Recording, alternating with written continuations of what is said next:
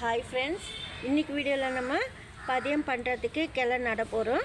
வேர் இருக்கிற சாமந்தி செடி கூட எப்படி நடுறது, நல்ல எருவெல்லாம் போட்டுன்ட்டு நம்ம பார்க்க போகிறோம். வீடியோக்குள்ளே போகிறதுக்கு முன்னாடி புதுசாக பார்க்குறவங்க நம்ம சேனலை சப்ஸ்கிரைப் பண்ணிக்கோங்க. வாங்க வீடியோக்குள்ளே போகலாம். ஏற்கனவே நான் நட்ட செடி காமிக்கிறேன். இப்போ இது மெரூன் கலரு பாருங்கள். மெரூன் கலர் நிறைய மொட்டெல்லாம் இருக்குது. இது புது செடி, உங்களுக்கு ஏற்கனவே நான் காமிச்சிருப்பேன் வீடியோவில். பூவெல்லாம் கட் பண்ணிவிட்டேன், மொட்டை தான் இப்போ பெருசாகுது. பக்கத்தில் பாருங்கள் குட்டி குட்டி கண்ணி எழும்பிருக்கு. ரெண்டு இருந்தது, இப்போ நான் ஒன்று எடுத்துட்டேன். பாருங்கள், கொக்கோபீட்டில் நட்டு வச்சுருக்கிறேன். இது கொக்கோபீட்டில் நட்டு காமிக்கிறது எதுக்குன்னா, நீங்கள் ஞாபகத்தில் வச்சுக்கிறதுக்காக இதில் நான் நட்டிருக்கிறேன். இதுக்கு ஏதாவது அடையாளத்துக்கு நான் அப்புறமா வைக்கிறேன் ஏதாவது. ஏன்னா அப்போ தான் உங்களுக்கு இந்த செடி தான் தெரியும். ஏற்கனவே நம்ம ஒரே ஒரு லீஃபு, சாமந்தி லீஃபு வச்சு வேர் வர வச்சு வளர்ந்தது. நம்ப முடியாத அளவுக்கு வளர்ந்துருச்சு அந்த செடி, அந்த அளவுக்கு வருது. அதுக்கு சொல்கிறேன் நான். ஏன்னா சாமந்தி செடி கற்றுக்கணுன்னா கொஞ்சம் கொஞ்சமாக நம்ம பார்த்து தான் தெரிஞ்சுக்கணும். சின்ன கண்ணு பக்கத்தில் இருந்தது, வேர் இருந்தது. இதில் தான் நான் கொக்கோபீட் போட்டு நட்டு வச்சுருக்கிறேன். இனிமேல் தான் ஃபெர்டிலைசர் கொடுக்கணும். வெறும் கொக்கோபீட் மட்டுமே நான் நட்டு வச்சுருக்கேன். இதுக்கெல்லாம் நான் ஃபெர்டிலைசர் வீடியோ பண்ணும்போது நான் சொல்கிறேன். இப்போ நம்ம வேர் வந்த செடிக்கு நம்ம எருவெல்லாம் போட்டு எப்படி நடுறதுன்னு நம்ம பார்க்க போகிறோம். பாருங்கள், இந்த கப்பு தொட்டி பாருங்கள். ஏற்கனவே தேன் கலர் இருந்தது சாமந்தி கன்று, எல்லோ கலர் ப்ரௌன் கலர் போல். அந்த தொட்டி காலி பண்ணிட்டேன். இப்போ இதுக்குள்ளே நம்ம போட போகிறோம். இதில் பாருங்கள், இதில் மண் ஏற்கனவே பழைய மண் தான். நீங்கள் பழைய மண்ணாக இருந்தாலும் புது மண்ணாக இருந்தாலும் இப்போ நான் சொல்கிற மெத்தடில் நீங்கள் நட்டிங்கன்னா சூப்பராக வளரும். பாருங்கள், இது ஹோல்ஸ் அடிக்கிறதுக்கு நீங்கள் ட்ரை லீஃப் போட்டுக்கலாம். இந்த பாருங்கள், ஹோல்ஸ் எல்லாம் அடிக்கிறதுக்கு இது போல் நம்ம ட்ரை லீஃப் போடணும். அதுக்கப்புறமா மண் போடணும். மண் மணல் கலந்துருக்கணும் கண்டிப்பாக. அது மட்டும் நம்ம தெரிஞ்சுக்கணும். இது கொக்கோபீட்டில் நட்டுது நம்ம சொல்கிறது. இது மண்ணில் தான் நம்ம நடுறோம். மண்ணில் மணல் இருக்கிற போல் பார்த்துக்கிட்டு நட்டுடலாம். இப்போ காய்கறி வேஸ்ட்டெல்லாம் என்னென்ன போடுறது நம்ம பார்க்க போகிறோம். பாருங்கள், இது வெங்காயத்தோல். இது போல் நட்ட செடிங்கள்லாம் இப்போ நல்லா பூக்கள் பூக்குது பாருங்கள், எவ்வளோ அழகாக. அதுக்கு சொல்கிறேன் நான். இது போல் மெத்தடில் கூட நீங்கள் நட்டுக்கலாம். சாமந்தி செடி வளரல, நட்ட செடிங்கள்லாம் சரியாக வரலன்னா புது செடி கூட அது போல் நீங்கள் நட்டுக்கலாம், வரும். இப்போ கொஞ்சமாக அவரைக்காய் தோல், வெங்காயத்தோல் போட்டிருக்கேன். மாற்றி மாற்றி போடணும் நீங்கள், அப்போ தான் நல்லது. மாற்றி மாற்றி போடும்போது வேரெல்லாம் சுற்றி வரும்போது ரூட்டுக்கு ரொம்ப நல்லது. வாழைப்பழம் தோல் மட்டும் நீங்கள் பச்சையாக கூட போட்டுக்கலாம், இல்லை காஞ்சதே இருந்தால் கூட போட்டுக்கலாம். நல்லா வாழைப்பழம் தோல் கொஞ்சம் வெயில் இருந்தால் தான், இல்லை நீங்கள் பேப்பரில் போட்டு ஆற வச்சுட்டு கூட காஞ்சி போயிடும். அப்படியே நம்ம செடிக்கு நட்டுக்கலாம். இது போல் திருப்பி வெங்காயத்தோல், திருப்பி சாயில். அதாவது சாயில், மணல், செம்மண், மணல் கலந்தப்போல் இதில் கொஞ்சம் போல் எரு மண் கலந்துட்டு இருக்கோம். நீங்கள் சப்போஸ் கலக்கலைன்னா கூட பரவாயில்ல. நீங்கள் செம்மண், வெறும் செம்மண், மணல் எடுத்துக்கலாம். இது போல் காய்கறி வேஸ்ட்டு, வாழைப்பழம் தோல் இதெல்லாம் போட்டு நட்டுக்கலாம். கூடவே காய்கறி வேஸ்ட்டு, எந்த காய்கறி வேஸ்ட்டாக இருந்தாலும் பரவாயில்ல.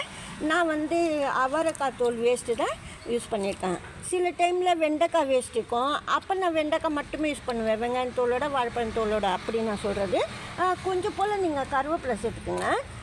சப்போஸ் இப்போ நான் கருவேப்பிலை சேர்க்கலை, நான் அப்புறமா கருவேப்பிலை தண்ணியில் ஊற வச்சு இல்லை பவுட்ரு பண்ணியோ நான் அப்புறமா இந்த சாயலுக்குள்ளே எருவாக போட்டுருவேன். பவுட்ரு பண்ணிட்டு சொல்கிறேன். இல்லை பச்சையாக கூட மிக்ஸி கப்பில் அரைச்சிட்டு ஊற்றிடுவேன்.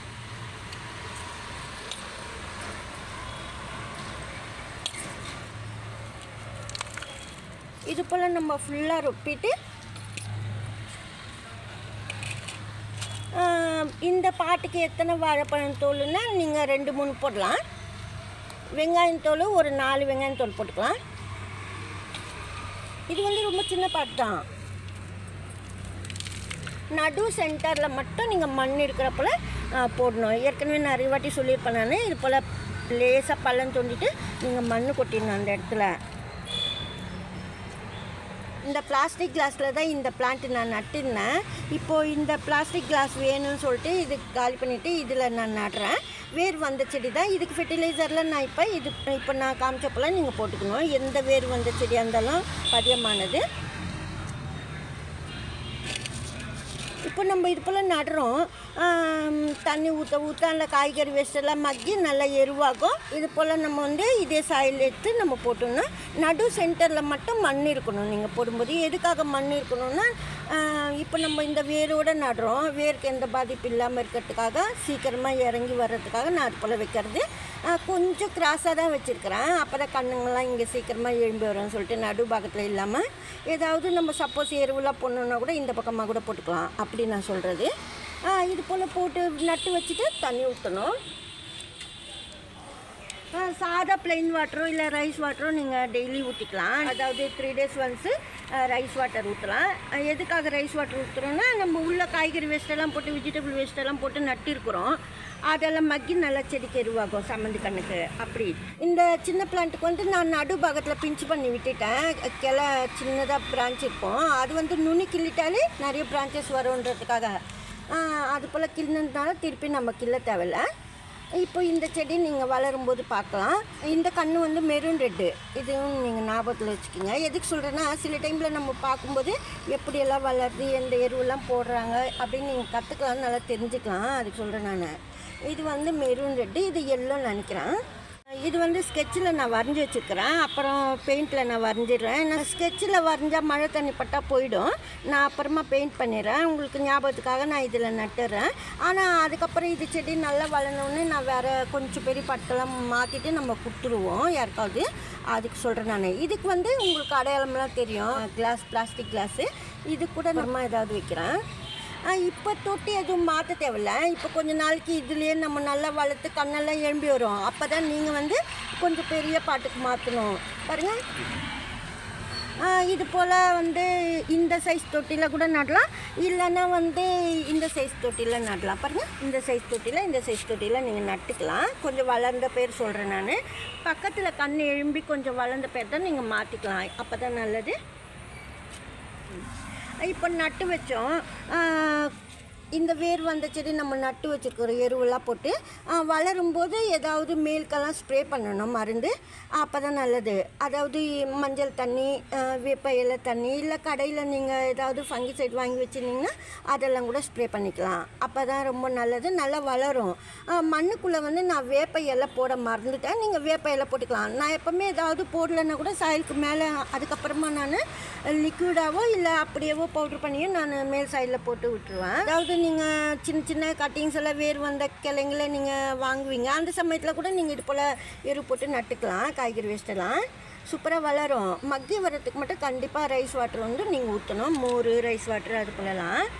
இந்த வீடியோ அவ்வளோதான். பிடிச்சிருந்தா லைக் பண்ணுங்கள். நன்றி, தேங்க்யூ.